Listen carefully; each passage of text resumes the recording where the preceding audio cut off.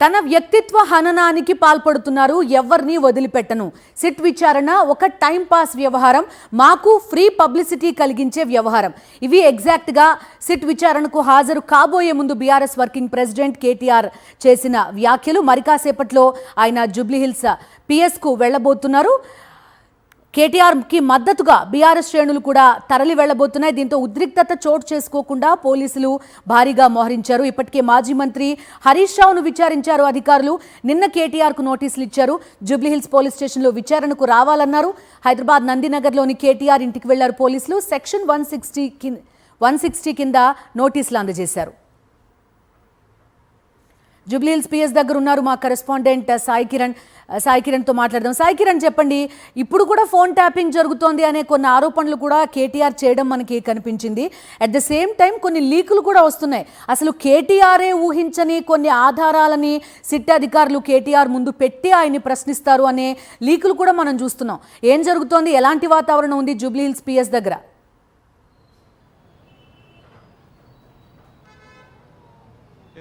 బిందు, ఏదైతే ఈ phone tapping case ఈ 2024 మార్చి 10వ తారీఖున కేసు నమోదైంది. ఏదైతే ఎస్ఐబి కేంద్రంగా ఫోన్ ట్యాపింగ్ జరిగిందని పంజాగుట్టలో మొదట కేసు స్టార్ట్ అయింది. సో అక్కడి నుంచి 2 ఏళ్ల పాటు విచారణ జరుగుతూనే ఉంది. సో ఎక్కడా కూడా ఒక్క అధికారి కూడా దీంట్లో ప్రెస్ మీట్ పెట్టలేదు. ప్రెస్ మీట్ పెట్టి ఈ ఫోన్ ట్యాపింగ్ సంబంధించి ఎక్కడ వివరాలు చెప్పలేదు. మరి అలాంటిది కేటీఆర్ పలానా హీరోయిన్ ఫోన్ ట్యాప్ చేశారనో, లేకపోతే పలానా వ్యాపారవేత్తల ఫోన్లు ట్యాప్ చేసి బెదిరించారని, సో ఇట్లా ఏ విధంగా నా వ్యక్తిత్వ హననానికి పాల్పడతారు, ఎక్కడైనా ఏదైనా అధికారి ప్రెస్ నోట్ రిలీజ్ చేశారా, లేకపోతే ఏదైనా ప్రెస్ మీట్ పెట్టి చెప్పారా, అసలు ఈ లీకులు మీడియాకు లీకులు ఇచ్చుకుంటూ నా వ్యక్తిత్వ హననానికి పాల్పడుతున్నా, అసలు అక్కడ జరిగే విచారణ ఒకటైతే బయట ఇచ్చి రాజకీయంగా నన్ను ఇబ్బంది పెట్టాలని చూస్తున్నారు, ప్రజల్లో నన్ను చేద్దాం పల్చన చేద్దాం అనేటువంటి ప్రయత్నం కాంగ్రెస్ పార్టీ చేస్తుంది అనేటువంటిది కేటీఆర్ ఆరోపిస్తున్నారు. సో ఇక్కడ ఈ రోజు మరి కేటీఆర్ విచారణ 11 గంటలకు రావాలని అతనికి నోటీస్ ఇచ్చారు. మొన్న హరీష్ రావు విచారణ కూడా జరిగింది, మనం చూసాం. అయితే హరీష్ రావు విచారణ జరిగిన రోజు కూడా ఆయన తన కుమారుడికి సంబంధించినటువంటి ప్రయాణం ఉంది అని చెప్పి రిక్వెస్ట్ చేసి ఆయనను వదిలేశాము, ఆ విచారణ తొందరగా ముగించేశాము అనేటువంటిది సిపి సజ్జనార్ ఒక ప్రకటన విడుదల చేశారు. అంటే మరి హరీష్ రావు విచారణ ఆ రోజు ఆయన కొడుకు ప్రయాణం రిక్వెస్ట్ ఆయన చెప్పి ఉండకపోతే మరి అది ఎంతసేపు సాగి ఉండేది అనేటువంటిది ఇంకా క్లారిటీ లేదు. మరి ఈ రోజు కేటీఆర్ విచారణ ఎంతసేపు ఉంటుంది అనేటువంటిది కూడా చూడాల్సి ఉంది. హరీష్ రావు విచారణ కూడా ఉదయం 11 గంటలకు మొదలై రాత్రి 6:30-7 గంటల కంటే దాదాపు 7 గంటల పాటు విచారించారు ఆ హరీష్ రావుని. మరి ఈ రోజు కేటీఆర్ ను కూడా ఎట్లా విచారిస్తారు, ఎంతసేపు విచారిస్తారో చూడాలి. ముఖ్యంగా ఎస్ఐబి కేంద్రంగా ఫోన్ ట్యాప్ జరిగింది అనేటువంటిది ప్రధానంగా సిట్ చేస్తున్నటువంటి ఆరోపణ. అలాగే ఈ ఫోన్ ట్యాప్ లో ఇప్పటికే అనేక మందిని విచారించారు, 600 పైకి మంది విచారించారు.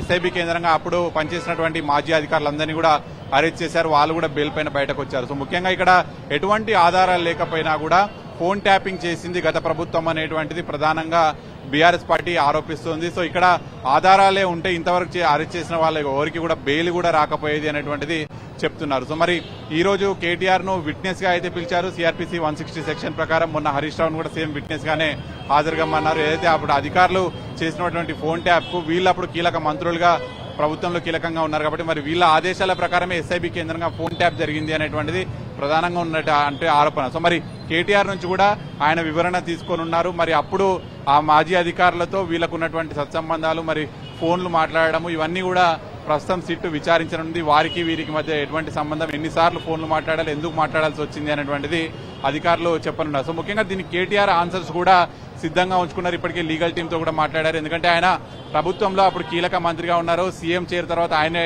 టాప్ 1 లో కూడా అప్పుడు 10 ఏళ్ల పాటు కొనసాగారు. కాబట్టి ఖచ్చితంగా ప్రభుత్వంలో ఎటువంటి కుట్రలు జరిగినా, ప్రభుత్వానికి సంబంధించి ఏదైతే ఆయనకు సంబంధించి వ్యక్తిగతంగా ఏదైనా ఆపద ఉన్నా అధికారులతో మాట్లాడాల్సి వస్తుంది, నేను ఒక మంత్రిగా అనేటువంటిది ఆయన సమాధానం చెప్పనున్నారు. బిందు, రైట్. సాయి కిరణ్, మీరు కనబడుతున్నారు లైవ్ లో, మాకు బ్యారికేడ్ వెనకాల కనబడుతున్నారు, కొంత ఆంక్షలు ఎక్కువగా ఉన్నట్టుగా కనిపిస్తోంది. ఏంటి స్పెషల్ ఈ విచారణకి? సిట్ కూడా కొంత ప్రతిష్టాత్మకంగా తీసుకున్నట్టుగా కనిపిస్తోంది. ఆ చుట్టుపక్కల రోడ్స్, అటు జూబ్లీహిల్స్ పిఎస్కి వెళ్లే దారి కానీ, ఇటు పెన్షన్ ఆఫీస్ దారి కానీ, అటు క్యాన్సర్ హాస్పిటల్ దారి కానీ మొత్తం హడావుడు ఉన్నట్టుగా కనిపిస్తోంది. ఏంటి ground level situation Sai Kiran?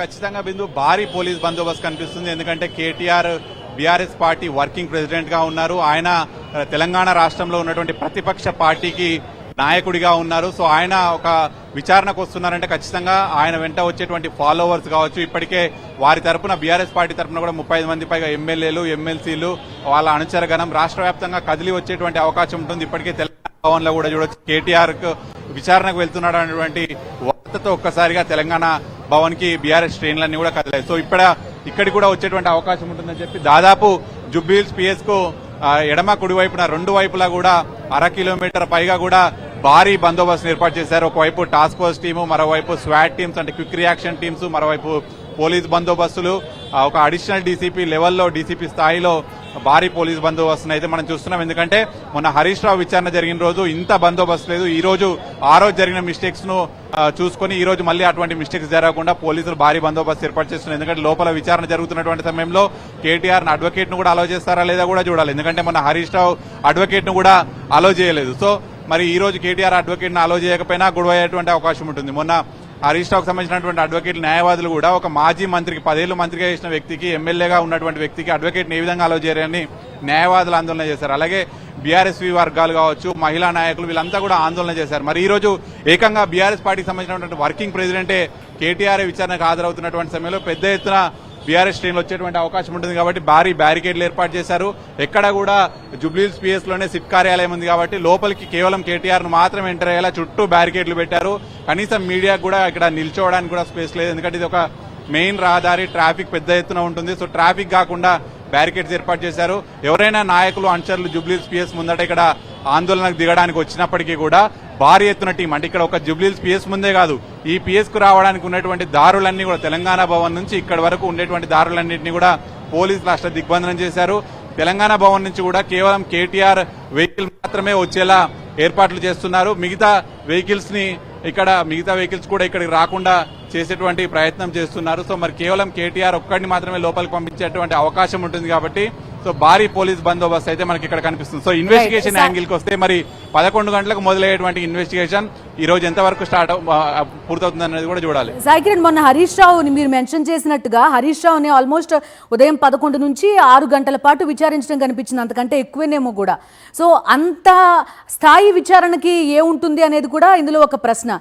దీని ఒక డైవర్షన్ గా చూస్తోంది బీఆర్ఎస్. ఎందుకని అంటే ఫోన్ ట్యాపింగ్ వ్యవహారం చాలా పెద్ద వ్యవహారం అని మనం చూసాం. ఫార్ములా ఈ కార్ రేస్ ని బీఆర్ఎస్ వర్కింగ్ ప్రెసిడెంట్ కేటీఆర్ ఒక లొట్ట పీస్ కేసు అనడం కనిపించింది, కాళేశ్వరం కమిషన్ కానీ. At the same time timing తీసుకుంటే కరెక్ట్ గా పంచాయతీ ఎన్నికల ముందో ఇలా మున్సిపల్ కార్పొరేషన్ ఎన్నికల ముందో ఇవి రావడం కూడా నిజమేనేమో వీళ్ళ ఆరోపణలు అనిపించేలాగా కనిపిస్తోంది. ప్రభుత్వం పైన ఎలాంటి ఒత్తిడి ఉంది ఈ అంశాల్లో? సో ఖచ్చితంగా ఏదైతే తెలంగాణలో కాంగ్రెస్ ప్రభుత్వం 2023 డిసెంబర్లో అధికారంలోకి వచ్చిందో అప్పటి నుంచి ఆ తర్వాత 3 నెలల నుంచే ఫోన్ ట్యాపింగ్ కేసు కావచ్చు, కాళేశ్వరం అయితే ఆ ప్రాజెక్ట్ లో అవినీతి జరిగిందనేటువంటి కేసు కావచ్చు, లేకపోతే ఫార్ములా 1 రేస్ అప్పుడు బీఆర్ఎస్ హయాంలో జరిగిందో అప్పుడు కేటీఆర్ అందులో అవినీతి చేశారనేటువంటి కేసు. సో ఇట్లా ఒక 3 క్లాసిక్ కేసులు అయినటువంటివి అప్పటి నుంచి 2 ఏళ్ల నుంచి కూడా కొనసాగుతూనే ఉన్నాయి. సో ఇట్లా ఇవి రాజకీయంగా కక్ష సాధించేటువంటి కేసులు, ఒక పొలిటికల్ వెండెట్టా రాష్ట్రంలో ప్రతిపక్ష పార్టీ ఉండకూడదని చెప్పి కాంగ్రెస్ పార్టీ చేస్తుంది. సో ఈ 3 కేసులను ఆధారంగా చేసుకుని మొత్తం బీఆర్ఎస్ పార్టీని షేక్ చేయడానికే ప్రభుత్వం చేస్తుంది అనేటువంటిది ప్రధానంగా బీఆర్ఎస్ ఆరోపిస్తుంది. సో మరి ఆ నేపథ్యంలోనే ఈ కేసులన్నీ కొనసాగుతున్నాయి కానీ ఇందులో ఒక ఫుల్ స్టాప్ అనేటువంటిది ఉండదు. ఇవి కేసుల విచారణ పేరుతో కేవలం రాజకీయంగా వారిని ఇబ్బంది పెట్టడానికి ఈ కేసులు జరుగుతున్నాయనేటువంటిది ప్రధానంగా బీఆర్ఎస్ ఆరోపిస్తుంది. ప్రభుత్వం మీద కూడా ఒత్తిడి ఉంది ఖచ్చితంగా. ఎందుకంటే ఇవన్నిట్లలో కూడా ఖచ్చితంగా ఒక ఫుల్ స్టాప్ ఉండాలి, ఎక్కడో ఒక దగ్గర రిజల్ట్ అనేటువంటిది రావాలి. ఇన్నేళ్ల పాటు విచారణ చేస్తుంటే మరి తప్పు ఎక్కడ జరిగింది అనేటువంటిది తేలాలి. ఎందుకంటే కేటీఆర్ కూడా ఇందాక అదే అన్నారు, విచారణ పేరుతో కాలయాపన చేస్తూ లీకులు ఇస్తూ పోలీసులు మీడియాకు ఇటు లీకులు ఇస్తూ వ్యక్తిత్వ హననానికి పాల్పడుతున్నారు. మరి ఇక్కడ అంతిమంగా నాకు అన్యాయం జరుగుతుంది అనేటువంటిది కేటీఆర్ చెప్తారు. తాను అన్యాయం చేశాడో లేదో తెలియదు కానీ నేను మాత్రం అన్యాయానికి గురవుతున్నాను, ఏదో పలానా హీరోయిన్ ఫోన్లు ట్యాప్ చేశానని చెప్పి లీక్లు ఇచ్చేశారు, అది ట్యాప్ కూడా జరిగింది లేదు. ఎందుకంటే కోర్టులో కూడా ఎవిడెన్స్ సమర్పించాల్సినటువంటి సమయంలో ఎక్కడ ఫోన్ ట్యాపింగ్ సంబంధించినటువంటి ఆధారాలు సమర్పించకపోవడంతో అందులో అరెస్ట్ అయినటువంటి నిందితులకు కూడా బెయిల్ వచ్చినటువంటి సంఘటనను కూడా కేటీఆర్ చెప్పారు. మరి ఇక్కడ ఎవిడెన్స్ లేనటువంటి కేసులో ఒక రాష్ట్రంలో 10 ఏళ్లు మంత్రిగా చేసినటువంటి కేటీఆర్ కావచ్చు, ఇప్పుడు ఎమ్మెల్యేగా ఉన్నటువంటి వర్కింగ్ ప్రెసిడెంట్ ఉన్న కేటీఆర్ ను ఈ విధంగా వ్యక్తిత్వ హననానికి పాల్పడుతుంది. సో ఖచ్చితంగా కాంగ్రెస్ పార్టీ మీద కూడా ఒత్తిడి ఉంటుంది, పోలీసుల మీద కూడా ఒత్తిడి ఉంటుంది.